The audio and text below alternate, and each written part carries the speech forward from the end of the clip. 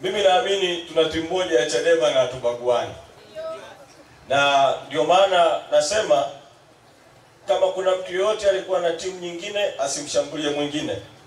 Ila kwa niaba waliokuwa timu Lissu, nataka utoe kauli mbele ya wanageita hapa. Mmoja amekuita Mkanada. Kwamba wana Chadema tunakumbatiana kwa upendo. Tunasonga mbele kwa pamoja kwenye mapambano ya no reform, no election, bila kujali nani alikuwa nani. Karibu. Asante Katibu Mkuu Suleiman.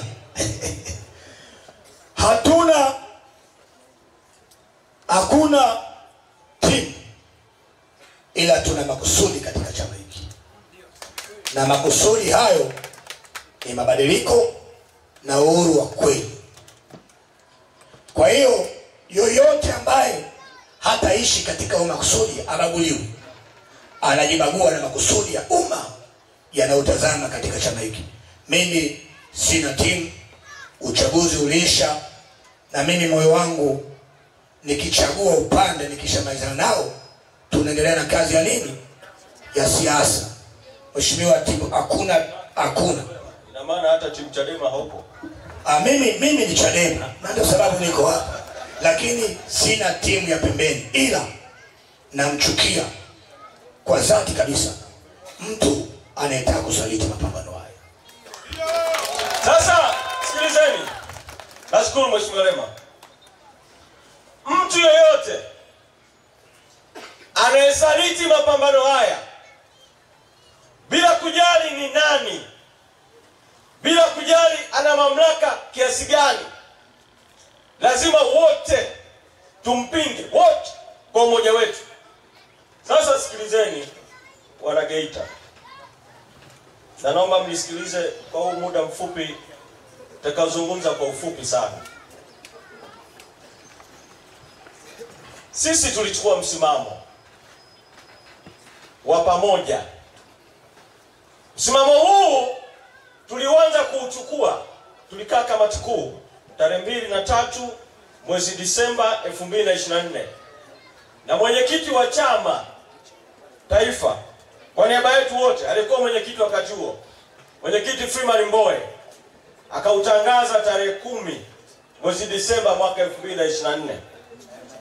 Tulichukua msimamo baada ya kuhujumiwa kweli kweli kwenye uchaguzi wa serikali za mitaa, baada ya serikali ya Rais Samia, kuanzia tulipoanza mapambano ya kusema kwamba kufanyike mabadiliko. Tulianza 2021. Tulipoanza tukudai katiba mpya, mwenyekiti Mbowe akapewa kesi ya ugaidi, mwenyekiti mstaafu akakaa ndani. Alipotoka tukaona matumaini kidogo kwamba kuna mazungumzo ya mabadiliko. Tukaingia kwenye mazungumzo, tukakaa na rais Ikulu Chamwino mwezi Mei mwaka 2022.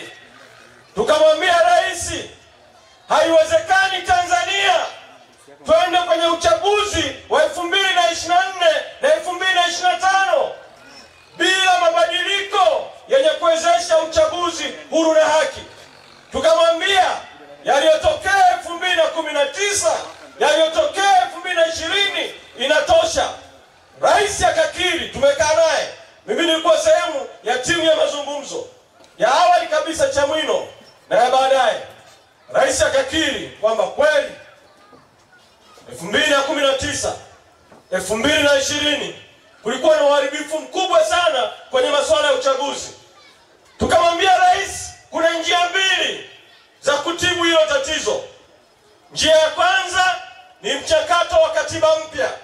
Tukapeleka mapendekezo ukuamuliwe mchakato uliokwama 2024, namna gani, ratiba iweje, ukamilike namna gani. Rais anatusikiliza.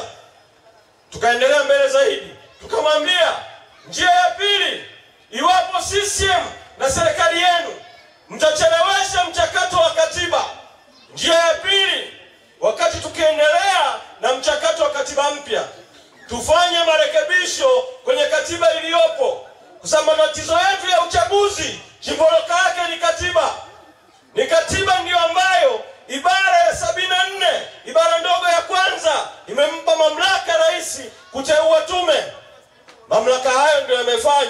leo tuna tume wanaita tume huru, lakini mwenyekiti wa tume Jaji Mwambegele ndio yule aliyekuwepo kwenye chaguzi hizi za marudio za ovyo ovyo.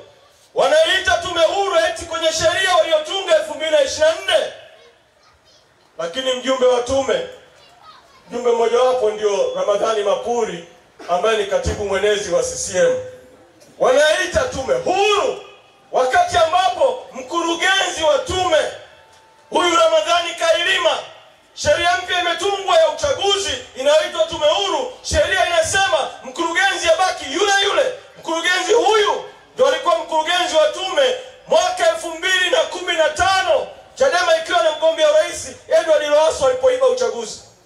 Sisi tukamwambia rais, lazima tuirekebishe katiba ibara ya 74 ibara ndogo ya kwanza ili watu waombe mamlaka ya uteuzi isiwe rais, ili tume ihusishe makundi mbalimbali huru ikiwemo taasisi za dini, asasi za kiraia, tuwe na tume huru. Tunamweleza rais, tukamweleza rais kuna tatizo kwenye katiba ibara ya 74 ibara ndogo ya 10 kwamba tume inalazimishwa na katiba lazima itumie watumishi wa umma kwenye usimamizi wa uchaguzi. Ndio maana wanatumia wakurugenzi, wakuu wa idara, watendaji.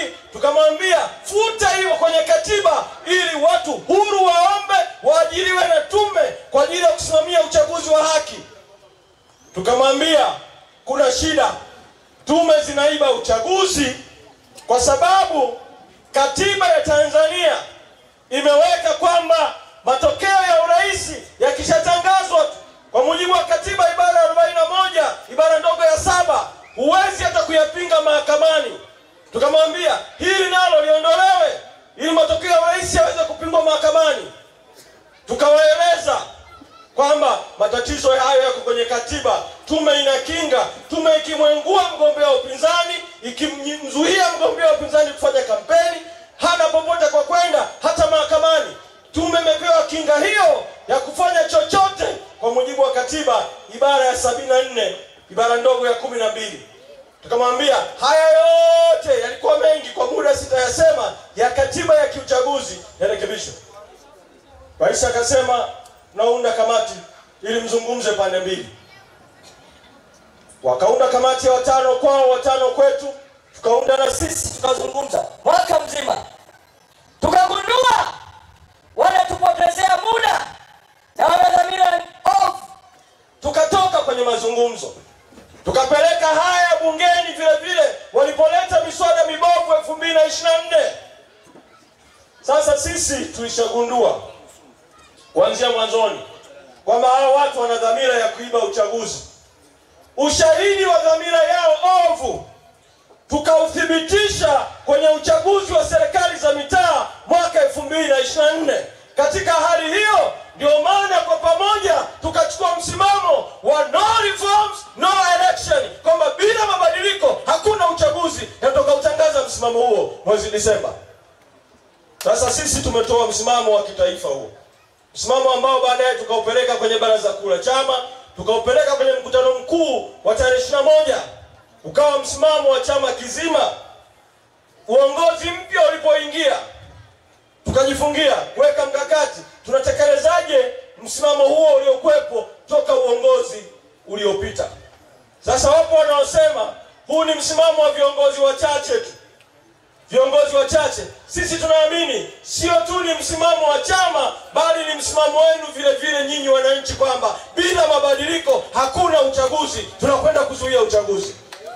Naomba niwahoji Geita, wangapi mnasema no reforms no election, bila mabadiliko hakuna uchaguzi?